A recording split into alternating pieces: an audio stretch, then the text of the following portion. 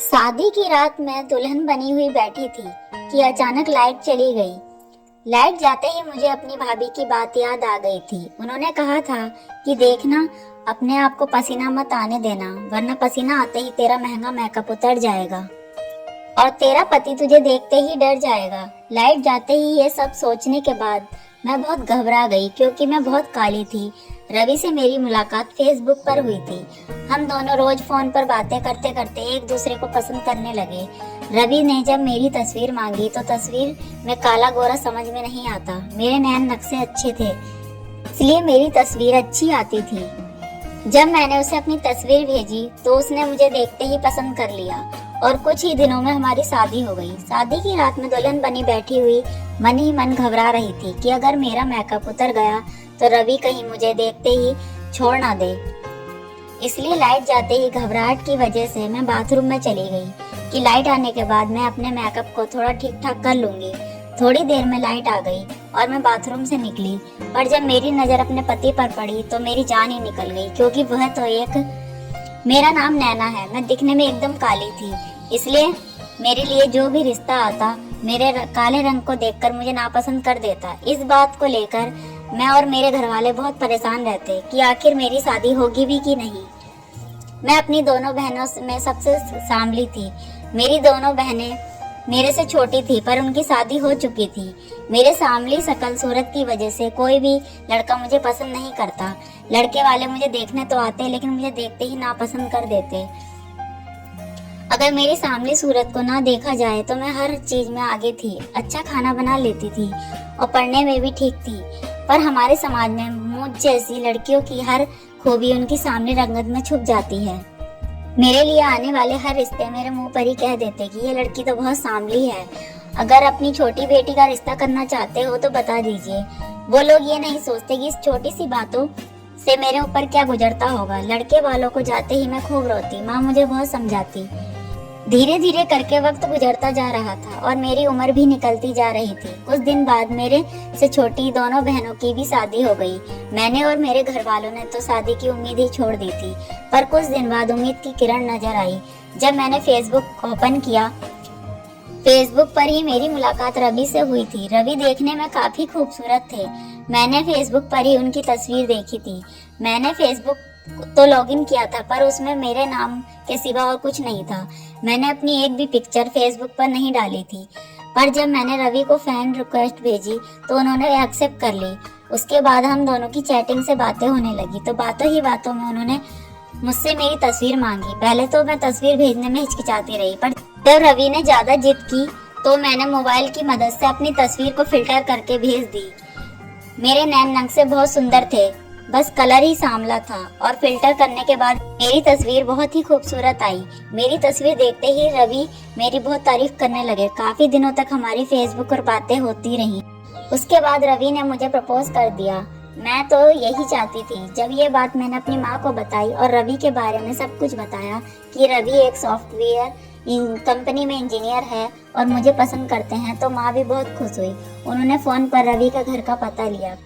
पता पाने के बाद माँ और भैया रवि को देखने रवि के घर गए। मैं बहुत खुश थी, पर ना जाने क्यों माँ जब उधर से आई तो बहुत उदास थी। मैंने जब माँ से पूछा, माँ क्या हुआ, उन लोगों ने क्या कहा, तो दबे शब्दों में माँ ने कहा, कुछ नहीं, वो लोग तुमसे शादी करने के लिए तैयार हैं और शादी सादगी से करना चाहते हैं।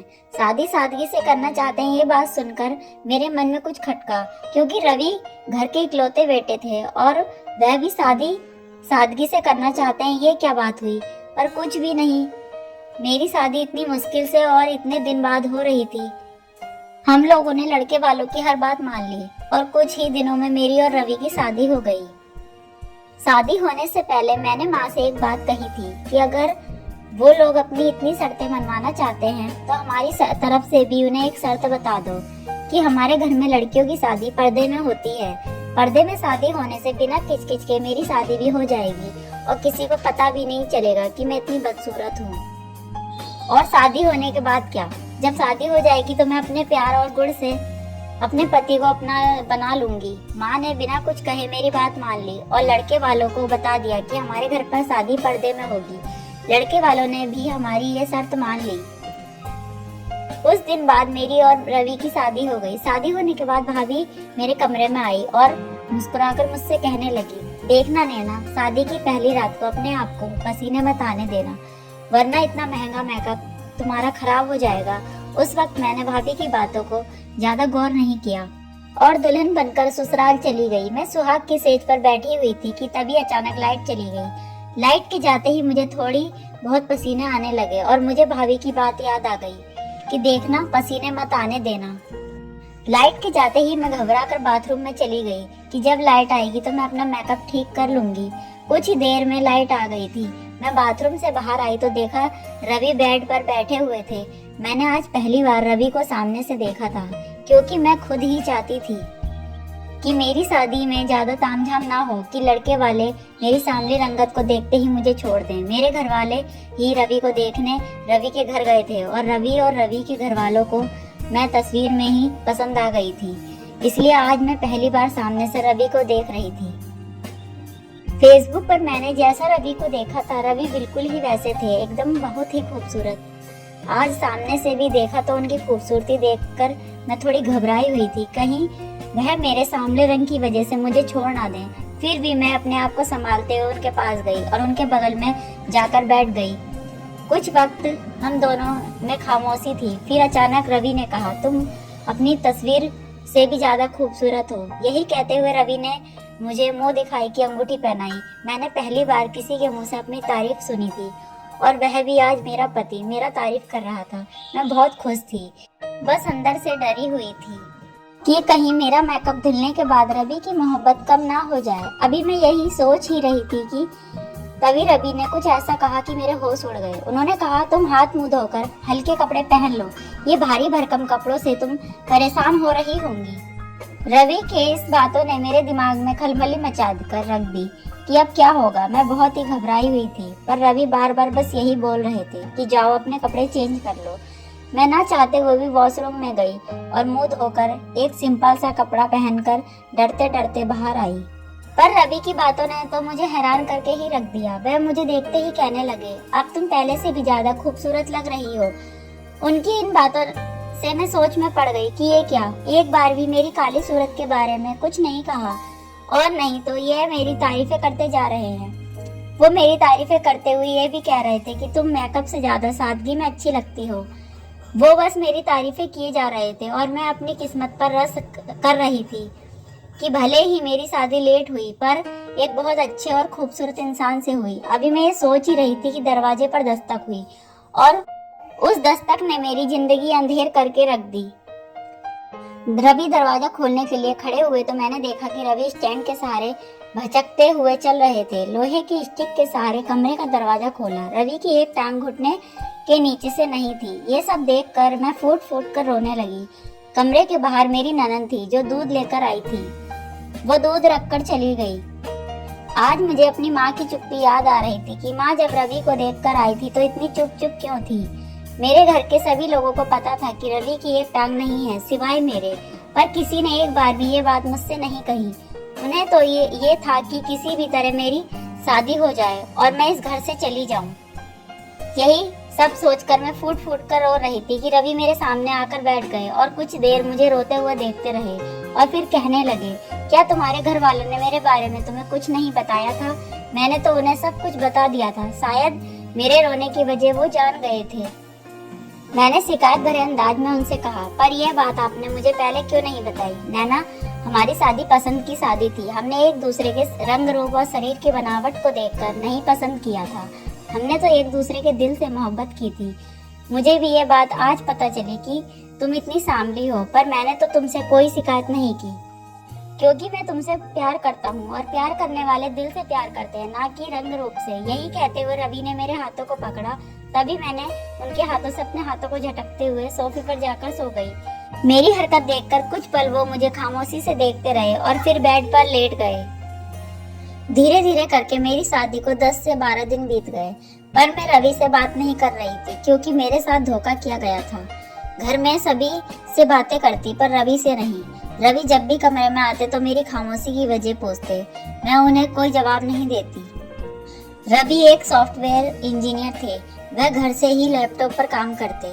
जब मैंने अपनी खामोशी की कोई वजह नहीं बताई तो वह बिना कुछ कहे अपने काम में बिजी हो गए। मैंने देखा रवि अपना हर काम बड़ी मुश्किल से करते हैं। उन्हें अगर कुछ चाहिए होता तो बड़ी मुश्किल से उठते।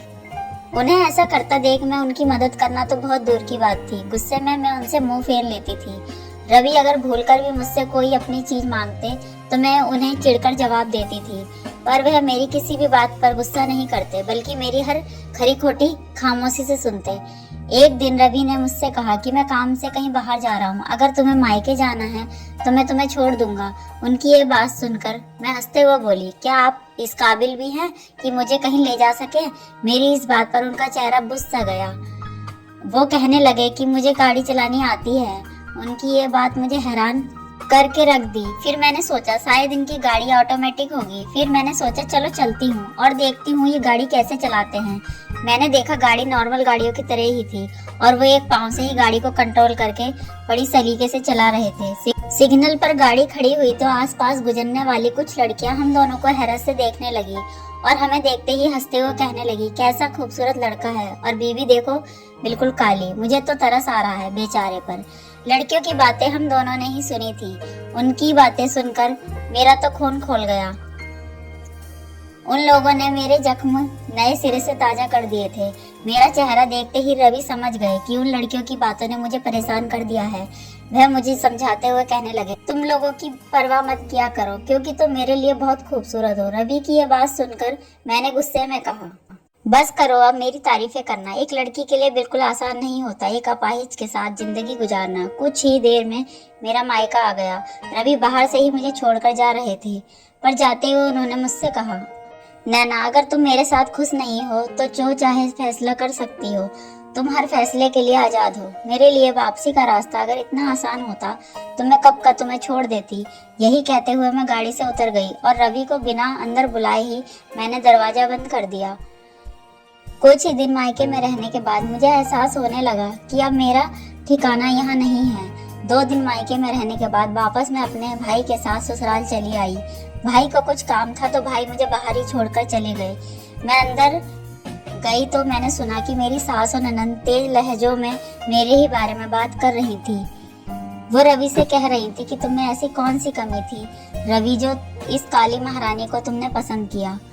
तुम्हारी काबिलियत देखकर बहुत लड़कियां तुमसे शादी करने को तैयार थी। अच्छा खासा कमाते हो, घर है, गाड़ी है। तुमने एक बार भी महसूस किया है कि वो तुम्हारे साथ बिल्कुल अच्छी नहीं लगती?